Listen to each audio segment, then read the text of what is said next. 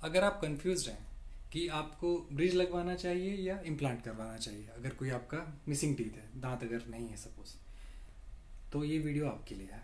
जी हाँ, मैं हूँ डॉक्टर नितेंद्र और आज हम बात करेंगे जो मिसिंग टीथ है उसको हम रिप्लेस कैसे कर सकते हैं, उसके लिए क्या बेटर ऑप्शन है। क्या हम इम्प्लांट के लिए जा सकते हैं या हम ट्रेडिशनल जो ब्रिज वर्क है उसके लिए जा सकते हैं। अब जैसे मान लीजिए सामने का एक सिंगल टीथ आपका मिसिंग है, एक दांत नहीं है, तो उसमें कई सारे फैक्टर्स मैटर करेंगे। आपकी एज कितनी है, बोन की अवेलेबिलिटी कितनी है, कितनी हड्डी है, बेसिकली कोई सिस्टमिक डिसीजेज वगैरह तो नहीं है। तो कई सारे फैक्टर्स हैं जो जिस पे हम डिसाइड करते हैं कि आपको ब्रिज आपके लिए बेटर ऑप्शन रहेगा या इम्प्लांट वगैरह रहेगा। ब्रिज जैसे कि नाम से मालूम पड़ रहा है, पुल बेसिकली उसमें होता क्या है कि दो साइड बेसिकली हमारे पिलर्स रहते हैं और बीच में एक हैंगिंग या कुछ इस तरह से रहता है। मान लीजिए एक दांत आपका मिसिंग है सामने का, तो उस केस में क्या करेंगे, आपके एडजेसेंट टीथ हैं जो साइड वाले दांत, उनसे हम सपोर्ट लेके एक अटैचमेंट लगा देंगे। कहने का मतलब दो पिलर्स हमें चाहिए होते हैं, तो दो एडजेसेंट टीथ जो साइड वाले हैं उनको ट्रिम किया जाएगा, छोटा किया जाएगा और उसके ऊपर अटैचमेंट लेके एक बीच में लगा दिया जाएगा। जैसे कि आप इस मॉडल में देख रहे हैं, यहाँ पे एक दांत नहीं है सपोज। एक दांत ना होने की वजह से क्या किया इसको, ये ट्रेडिशनल टेक्निक है, पुरानी टेक्निक है, काफ़ी टाइम से चली आ रही है, हम शुरू से देख रहे हैं। तो इसमें दांतों को, साथ के जो दांत हैं दो, इनको ट्रिम किया जाएगा, छोटा किया जाएगा, उन पे सपोर्ट लिया जाएगा। जैसे कि आप ये कैप टाइप देख रहे हैं, दो कैप रहेंगी और बीच में एक पॉन्टिक या एक नकली दांत बेसिकली आपका लगाया जाएगा। तो इस तरह से ये ट्रेडिशनल टेक्निक हो गई। एक ऑप्शन ये है। सेकंड ऑप्शन जो है वो है आपका, अगर मान लीजिए एक दांत ही मिसिंग है, तो उसके लिए क्या कर सकते हैं कि आप एक खाली स्पेस में एक सिंगल स्क्रू इस तरह से डाल सकते हैं, जैसे कि इम्प्लांट बोलते हैं, डेंटल इम्प्लांट, जो कि ग्रेड 4 ग्रेड 5 टाइटेनियम का होता है, जो कि बायोकम्पैटिबल होता है। बेसिकली आपकी हड्डी के साथ में अच्छे से बायोकम्पैटिबल होता है, कोई इन्फेक्शन के चांसेस वगैरह ऐसा नहीं रहते हैं, प्रॉपरली ऑशियो इंटीग्रेट हो जाता है। तो इन दोनों में से आप कोई भी ऑप्शन चूज कर सकते हैं अगर सिंगल टीथ मिसिंग है आपका तो। लेकिन इम्प्लांट हर केस में नहीं कर सकते हैं, जैसे कि कुछ एब्सोल्यूट कॉन्ट्राइंडिकेशंस है, मतलब आप नहीं कर सकते। जैसे कि मान लीजिए किसी को हार्ट अटैक वगैरह आया हुआ हो, या इन्फार्क्ट की कंडीशन है जिसमें क्लॉटिंग वगैरह फॉर्मेशंस हो जाते हैं कई बार, या फिर कुछ कैंसर के केसेस हैं, या फिर कीमोथेरेपी चल रही है, रेडिएशन थेरेपी चल रही है, या कोई मेंटल डिसऑर्डर वगैरह है जो कंट्रोल में नहीं है, तो ऐसे केसेस में आप इम्प्लांट नहीं कर सकते हैं। कुछ रिलेटिव कॉन्ट्राइंडिकेशंस भी होते हैं, जैसे कि डायबिटिक मेलिटस वगैरह। अगर आपकी शुगर लेवल काफ़ी ज़्यादा बढ़ा हुआ है, कंट्रोल नहीं है, तो ऐसे केस में भी अवॉइड किया जाता है।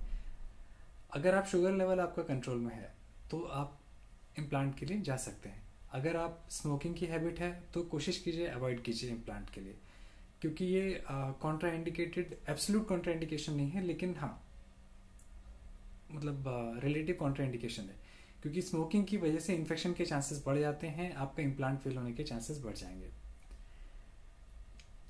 और लोकल कंडीशंस भी होती हैं। लोकल कंडीशंस का मतलब है अगर आपकी हड्डी ही नहीं है जहाँ पे स्क्रू डालना है या इम्प्लांट डालना है, या मान लीजिए आपकी जो नस जाती है वो नस के पास में हड्डी कम है जहाँ पे आप इम्प्लांट नहीं डाल सकते हैं, वो एक रीज़न हो सकता है।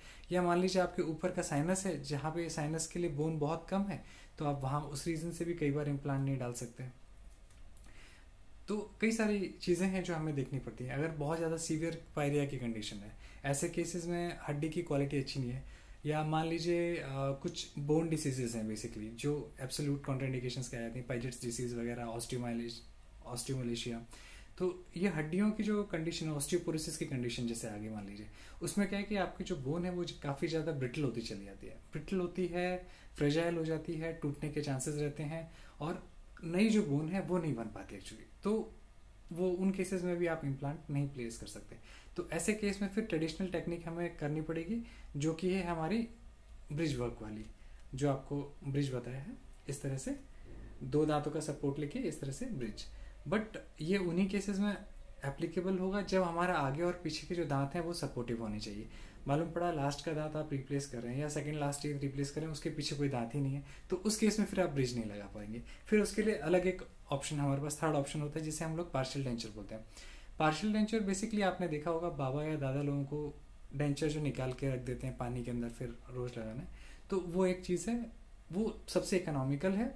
और उसके लिए ऑप्शन तब जाना पड़ता है अगर हमारे पास इम्प्लांट वाला ऑप्शन नहीं है सपोज, और ब्रिज सिस्टम भी नहीं दे सकते हैं, तब आप पार्शियल डेंचर के लिए जा सकते हैं। यंग एज के लिए मैं सजेस्ट नहीं करूँगा, ओल्ड एज में दैट्स फाइन। क्योंकि जब आप पार्शियल डेंचर यूज़ करते हैं तो उसकी देखभाल भी बहुत ज़्यादा करनी पड़ती है आपको, हाइजीन काफ़ी ज़्यादा मेंटेन करके रखना पड़ता है, डेली उसको निकालना, डेली क्लीन करना प्रॉपर्ली। और अगर अच्छे से आप हाइजीन नहीं मेंटेन करेंगे तो आपके बोन लॉस वगैरह भी होने के चांसेस रहेंगे, क्योंकि पूरा प्रेशर जो है वो उस प्रोसेसेस पे ही आता है बेसिकली, पार्शियल डेंचर पे। जब आप चबाते हैं, खाते हैं तो सीधे हड्डी दबती है आपकी। इम्प्लांट के केस में एक ही बेनिफिट ज़रूर रहता है कि उसमें क्या है कि आपके एडजेसेंट टीथ हैं उनको घिसने वगैरह की शिकायत नहीं होती। जैसे ब्रिज वर्क में क्या करते हैं, आपके जो साइड के दांत हैं उनको ट्रिम किया जाएगा, उनको छोटा किया जाता है। जब इनको छोटा किया जाएगा तभी इसको बनाया जाएगा। तो ये उन केसेस में ज़्यादा बेटर है। मान लीजिए अगर आपका दांत मिसिंग है और आपके साइड के जो 2 दांत हैं उनमें या तो कोई फिलिंग हो या फिर रूट कैनाल ट्रीटेड हो, जिनके ऊपर ऑलरेडी कैपिंग की रिक्वायरमेंट हो, ऐसे केसेस में ब्रिज वर्क ज़्यादा बेटर ऑप्शन है। बट अगर यंग एज है या फिर कह लीजिए सिस्टमिक डिसीजेस कोई नहीं है, आपको शुगर वगैरह की शिकायत नहीं है, थायराइड वगैरह के इश्यूज़ नहीं है, सब कुछ ठीक है, तो implant is better option. Implant में क्या अच्छी बात क्या होती है कि मान लीजिए अगर एक इम्प्लांट में से एक दांत मिसिंग है तो सिर्फ एक ही इम्प्लांट आपको लगाना है, और उसमें क्या आपके जो एडजेसेंट टीथ हैं उनको ट्रिम करने की ज़रूरत नहीं है, उनको छोटा करने की ज़रूरत नहीं है, उसके ऊपर कोई कवरिंग लगाने की ज़रूरत नहीं, सिर्फ एक इम्प्लांट लगाना है इस तरह से और उसके ऊपर एक कवरिंग लग जाएगी। अच्छा, इसका जो प्रोसीजर है इम्प्लांट का, हाँ उसमें थोड़ा सा टाइम टेकिंग रहता है। जैसे मान लीजिए अगर ऊपर का है तो ऊपर के लिए मिनिमम हीलिंग फेज कह लीजिए या ऑशियो इंटीग्रेशन के लिए, कहने का मतलब सर्जरी जब आप करते हैं तब से लेकर के हीलिंग के लिए एटलीस्ट 4 to 6 मंथ्स का टाइम फ्रेम चाहिए हमें अपर जॉ के लिए, क्योंकि जो बोन है वो काफ़ी ज़्यादा स्पॉन्जी या कैंसलेस होती है, तो उसमें थोड़ा सा बोन फॉर्मेशन में टाइम लगता है। 4 से 6 महीने का वेटिंग पीरियड होता है। एक फर्स्ट टाइम सर्जरी की जाएगी जिसमें एक स्क्रू डाल दिया जाएगा टाइटेनियम वाला, उसको वहाँ छोड़ दिया जाएगा जिससे कि उसके आसपास हड्डी पूरी प्रॉपर्ली फॉर्म हो जाए। एक बार जब बोन फॉर्म हो गई तो नेक्स्ट स्टेज में, सेकंड स्टेज सर्जरी में, एक छोटा सा चीरा लगा के उसके ऊपर एक अटैचमेंट लगा दिया जाएगा जिसे जिंजाइवल फॉर्मर बोलते हैं या गम फॉर्मर, जो एक शेप बना देगा बेसिकली। और उसके बाद एक थर्ड अटैचमेंट लगा दिया जाता है जिसे हम लोग कहते हैं अबटमेंट। अबटमेंट लगाने के बाद उसके ऊपर एक कैप लगा दी जाएगी, जैसे कि इस मॉडल में आप देख पा रहे होंगे। तो ये ऊपर जो गम्स के ऊपर जो पोर्शन दिखाई दे रहा है, जैसे ये देख रहे हैं, इसको अबटमेंट बोलते हैं। ये अटैचमेंट 4 से 6 महीने पे ऊपर वाले जॉ में लगाया जाता है। अगर नीचे का जबड़ा है तो 3 महीने के बाद आप इसे लोड कर सकते हैं। तो इस तरह से है, तो इसके ऊपर एक इस तरह से अभी कैप आप दे सकते हैं इस अबटमेंट के ऊपर, इस तरह से। और इसको एक ग्लू के माध्यम से या कह लीजिए सीमेंट होता है उससे इसे फिक्स कर दिया जाएगा। इसको भी सीमेंट से ही फिक्स, ब्रिज को भी सीमेंट से ही फिक्स किया जाता है। फर्क सिर्फ ये है कि अगर ये आपके अच्छे दांत हैं तो इनको आप अननेसेसरी डैमेज कर रहे हैं, छोटा कर रहे हैं बेसिकली, तो इनमें फ्यूचर में जाकर के सेंसिटिविटी वगैरह की आने की प्रॉब्लम्स रहती हैं। सेंसिटिविटी आ सकती है अगर हाइजीन आप प्रॉपर नहीं मेंटेन रख रहे हैं, क्योंकि ब्रिज है तो बीच का पार्ट भी जॉइंट होता है, तो वहाँ पे आप फ्लॉसिंग नहीं कर पाते। फ्लॉसिंग ना करने की वजह से over a period of time, हो सकता है 5 से 7 साल के बाद या 10 साल के बाद में वहाँ कैविटीज़ डेवलप हो जाएं और फ्यूचर में आपको ब्रिज वगैरह रिप्लेस करना पड़े और साइड के जो दांत हैं उनमें रूट कैनाल ट्रीटमेंट करना पड़े। इम्प्लांट वाले केस में ऐसा नहीं है। इम्प्लांट केस में भी थोड़े से इश्यूज आते हैं, जो प्रॉब्लम्स आती हैं। अब इसमें भी हाइजीन का बहुत बड़ा रोल रहता है। अगर आप प्रॉपर हाइजीन नहीं रखेंगे तब भी आपका इम्प्लांट है वो फेल हो सकता है। उसके 2 रीज़न हैं। एक तो है पेरिकोरोनाइटिस, जो कि पेरी इम्प्लांटाइटिस बोलते हैं जिसको, जो आपके गम्स हैं बेसिकली इम्प्लांट के सराउंडिंग या जो बोन है वो डैमेज होना शुरू हो जाती है, जिससे हम लोग पेरी इम्प्लांटाइटिस बोलते हैं। ऐसे म्यूकोसाइटिस भी बोलते हैं। जो गम्स हैं आपके वो अगर इम्प्लांट के सराउंडिंग इन्फ्लेम्ड हैं तब भी इन चांसेस होते हैं इसको फेल होने के लिए। तो ये इसमें चीज़ है। इसमें फ्लॉसिंग नहीं हो सकती ब्रिज वाले वर्क में। इम्प्लांट में आपकी फ्लॉसिंग हो सकती है, आपके दोनों एडजेसेंट टीथ हैं वो अच्छे से वो रखते हैं। तो बाकी आप अपने डेंटिस्ट को जाके दिखाइए, वो आपको अच्छे से गाइड करेंगे कि आपके लिए क्या बेटर ऑप्शन है। आपकी एज को देखते हुए, आपकी सिस्टमिक कंडीशंस को देखते हुए they will guide you better कि आपके लिए कौन सा बेटर ऑप्शन रहेगा। आई थिंक सो ये आपको वीडियो थोड़ा इन्फॉर्मेटिव लगा होगा। इससे बेसिक नॉलेज आपको लग गया होगा कि इम्प्लांट ज़्यादा बेटर है या कौन सी कंडीशन ज़्यादा बेटर है। Please do subscribe my channel, like भी कीजिए, सब्सक्राइब कीजिए और शेयर भी कीजिए। Thank you so much.